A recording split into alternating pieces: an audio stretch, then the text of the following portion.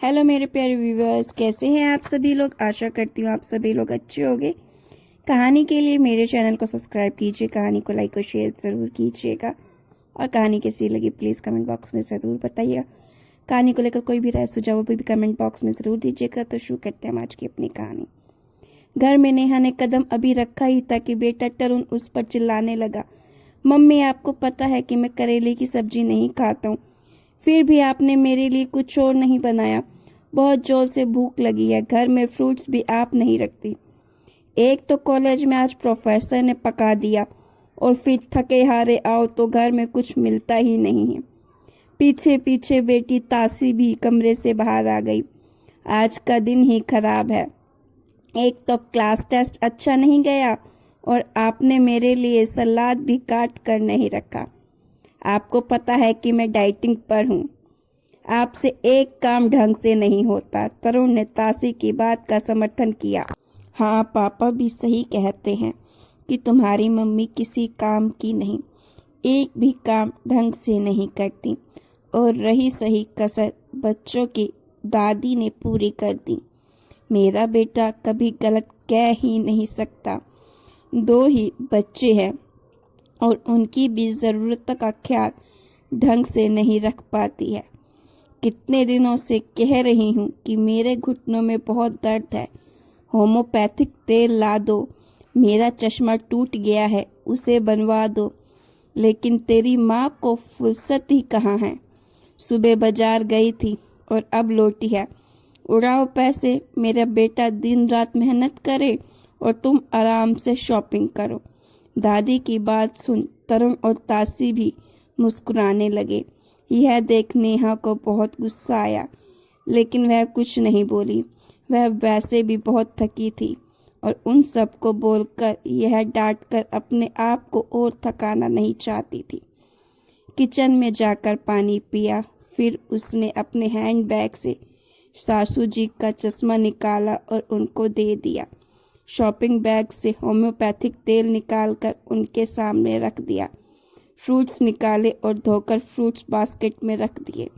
बाजार से लाई हुई सब्जियां निकालकर बेटी के लिए सलाद काटकर उसे दे दिया और फिर कमरे में चली गई। ज़रा सा कुछ कह दो, नहीं तुम्हारी मम्मी मुंह फुला लेती है। मेरा सामान लाकर कोई एहसान नहीं किया, मेरे बेटे की कमाई से ही लाई हो, और यही सब पहले कर देती तो हमें भी गुस्सा नहीं करते। फालतू में हम सब का दिमाग खराब कर दिया। कनिका जी अपनी झिझक मिटाने के लिए भी नेहा को ही दोष दे रही थी। अभी तक आप समझ ही गए होंगे कि नेहा की क्या स्थिति है। अपने ही घर में एक पंचिंग बैग की जो आता मुक्का मारकर चला जाता। अरे आप अभी पिताजी अनिल से तो मिले ही नहीं। जब घर के बाकी सदस्यों का यह व्यवहार था तो उनसे कुछ अलग ही उम्मीद बिल्कुल भी मत कीजिएगा। शाम को घर आते ही कनिका जी ने दिन का सारा ब्यौरा बेटे को सुना दिया कि नेहा की वजह से तरुण और तासी भूखे रह गए और बाजार से लेट आई तो वह भी दवा समय से ना खा पाई। अनिल का मूड ऑफिस में बॉस की डांट खाने की वजह से वैसे ही बहुत खराब था और घर पर नेहा की शिकायत से उसका भी सारा गुस्सा नेहा पर ही निकल पड़ा। यार तुम करती क्या हो घर में। मैं ऑफिस में बॉस की डांट सुनो और घर में आकर तुम्हारी काम चोरी की शिकायतें सुनो। किसी काम की नहीं हो। मेरा घर अगर तुमसे नहीं संभाला जा रहा है तो साफ साफ कह दो, मैं नौकर रख लेता हूँ। कम से कम इन रोज रोज की शिकायतों से बच जाऊंगा। नेहा, जिसने अपने 20 साल की शादी में से पति, बच्चों और सासू जी और उनके रिश्तेदार को खुश करने में बिता दिए, आज यह सुनकर उसके भी सहने की शक्ति बिल्कुल खत्म हो गई। उसने कुछ नहीं बोला, लेकिन मन ही मन एक फैसला कर लिया। उसने 2-4 जगह फ़ोन किया और रात का काम खत्म किया और सो गई। सुबह नेहा के घर से एक बार फिर तरुण, ताशी, अनिल और कनिका जी के चिल्लाने की आवाज़ सुनाई दे रही थी। मम्मी मेरा दूध ब्रेड कहाँ है? मुझे आज नाश्ते में टोस्ट चाहिए। बहू मेरे लिए आज उपमा बना देना। नेहा मेरा टिफिन और नाश्ता कहाँ है? नेहा किचन से निकल कर आई। आप सभी को क्या कैसा और कितना खाना है इसे बता दीजिएगा। किचन से एक औरत बाहर आई। यह माया है। आज से आप सभी की ज़रूरतों तक का यह ख्याल रखेगी। यह क्या मजाक है नेहा? अनिल गुस्से से बोला। हमारे घर में आज तक कोई काम वाली नहीं रखी गई। तुम्हें तो सिर्फ मेरे बेटे की कमाई लुटाना आता है। यह घर का काम करेगी तो तुम क्या करोगी? कनिका जी भी तिल मिला कर बोली। मम्मी जी मैं वही करूंगी जो 20 सालों से आप लोगों की नज़र में करती आई हूँ, आराम। और अनिल आपने ही तो कल कहा था कि अगर मुझे आपका घर नहीं संभाला जा रहा है तो साफ साफ कह दूँ आप नौकर रख लेंगे। तो आज मैं आपको और बाकी लोगों को साफ साफ बता रही हूँ कि अब मुझे आपका घर नहीं संभाला जाएगा। आप सभी को तकलीफ ना हो इसीलिए माया को काम पर रख दिया। अब आपको जो चाहिए जितना चाहिए सब माया को समझा दीजिएगा। यह नेहा क्या बात हुई? यह क्या नाटक शुरू कर दिया? नेहा की बात से बौखलाया अनिल गुस्से में बोला। नाटक? यह नाटक नहीं है। नाटक तो आप सभी लोग आज तक मेरे साथ करते ही आए हैं।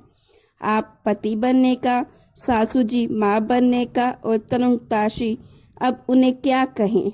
आज तक जिस घर को मैं अपना समझ कर संभालती आई, कल पता चला कि वह तो मेरा है ही नहीं। मेरी औकात इस घर में एक नौकर की है या फिर उससे भी बुरी। सुबह से लेकर रात तक सिर्फ और सिर्फ आप लोगों के बारे में सोचती हूँ, चिंता करती, लेकिन कभी बदले में मीठे तो बोल भी नहीं मिलते। सासू माँ को देखकर बोली, मम्मी जी मैं बाजार घर की, आपकी बच्चों की और आपके बेटों की ज़रूरतों का सामान लेने गई थी। आपके बेटे की कमाई से अपने लिए कुछ नहीं लाई। तपी धूप में घर आई, किसी ने एक गिलास पानी भी नहीं पूछा। उल्टा शिकायत का बैग लेकर सब शुरू हो गए। मुझ पर चिल्लाना शुरू कर दिया।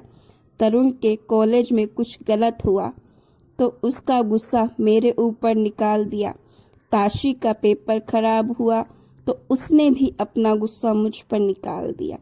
अनिल को बॉस से डांट पड़ी तो उन्होंने भी उसका गुस्सा मुझ पर निकाल दिया।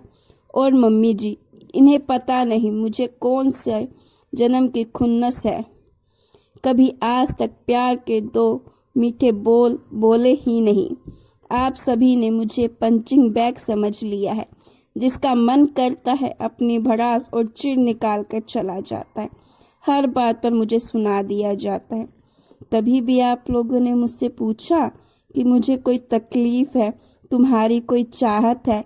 इसमें आप लोगों की कोई गलती नहीं। हम औरतों को अपनी इज्जत करवाना ही नहीं आता।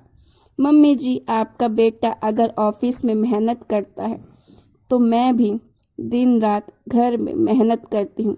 आपका बेटा सुबह 9 बजे से 5 बजे तक नौकरी करता है, जिसमें संडे के अलावा और भी छुट्टी मिलती है, लेकिन मैं 24 घंटे और वह भी बिना छुट्टी के आपके बेटे का घर संभालती हूँ। सबको उनकी ज़रूरतों की हर चीज़ सही तरीके से मिल जाती है, फिर भी मुझे कहा जाता है कि मैं किसी काम की नहीं और ना ही मैं ढंग से काम करती हूँ। इसीलिए मैं आज और अभी से आपके घर की जिम्मेदारी छोड़ रही हूँ। अपने कमरे में जाते हुए नेहा ने पलटकर बोला। अनिल, औरतें सारी जिंदगी अपने वजूद को भूलकर मकान को घर बनाने में लगा देती हैं और बदले में सिर्फ यही चाहत रखती हैं कि घर के सभी सदस्य सम्मान दे, उसे प्यार के 2 बोल बोले। लेकिन अफसोस, मैं पूरे घर की ज़रूरतों का ख्याल रखती हूँ, लेकिन तुम सब मिलकर भी मेरा ख्याल ना रख सके। सभी की आंखें शर्म से झुक गई। तो गाइस आपको ये स्टोरी कैसी लगी, अच्छी लगी तो प्लीज़ लाइक कीजिएगा और ऐसी स्टोरीज़ के लिए मेरे चैनल को सब्सक्राइब ज़रूर कीजिए।